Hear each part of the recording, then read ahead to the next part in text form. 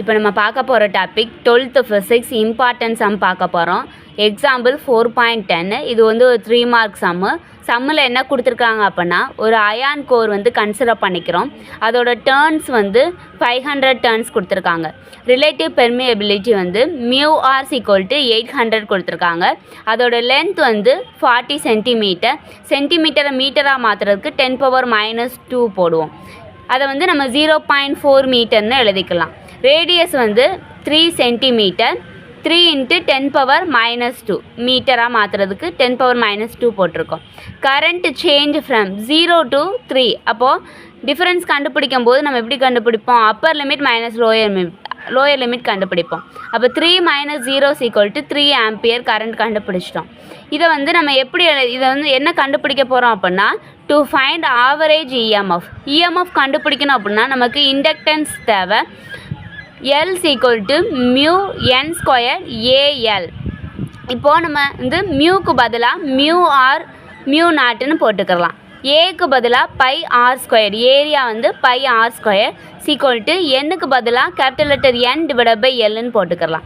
இப்போ self inductance formula எவ்வளவு? இந்த வேல்யூலாம் இங்கே சப்ஸ்டியூட் பண்ணோம் அப்படின்னா L = μ0 μr n² πr²/L நமக்கு கிடைக்கும். μ0ஓட வேல்யூ வந்து 4π × 10⁻⁻7. இப்போ வேல்யூ சப்ஸ்டியூட் பண்ணிக்கோங்க.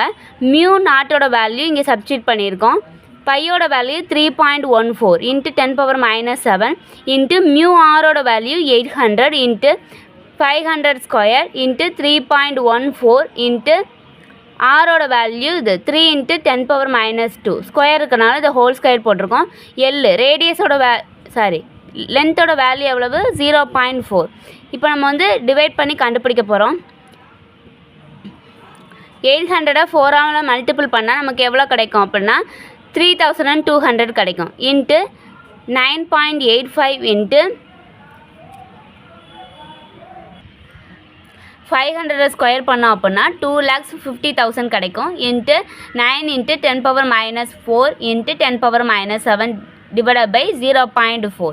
இப்போ நம்ம வந்து மல்டிபிள் பண்ணி போட்டதில் நமக்கு என்ன ஆன்சர் கிடைக்கும் அப்படின்னா 28,800 × 9.85 × 2,50,000 × 10⁻⁻4 × 10⁻⁻7 / 0.04 கிடைக்கும். இப்போ நம்ம மல்டிபிள் பண்ணி நமக்கு கடைசியாக என்ன ஆன்சர் கிடைக்கும் அப்படின்னா 17.73 × 10⁻10 × 10⁻⁻4 × 10⁻⁻7 கிடைக்கும். இப்போ இந்த 10 பவரில் உள்ளதை நம்ம ஆட் பண்ணி மைனஸ் பண்ணோம் அப்படின்னா நமக்கு எவ்வளோ கிடைக்கும்?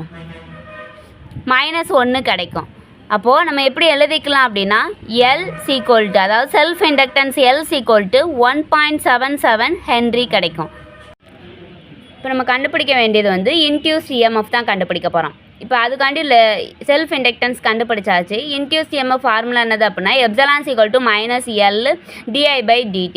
இப்போ வேல்யூ எல்லாம் தெரியும், நம்ம சப்ஸ்டியூட் பண்ணிக்கலாம். எல்லோட வேல்யூ 1.77 × 3, ஐயோட வேல்யூ 3 ஆம்பியர். அப்போ 3/dtயோட வேல்யூ 0.4 செகண்ட் நம்ம கொடுத்துருப்போம்.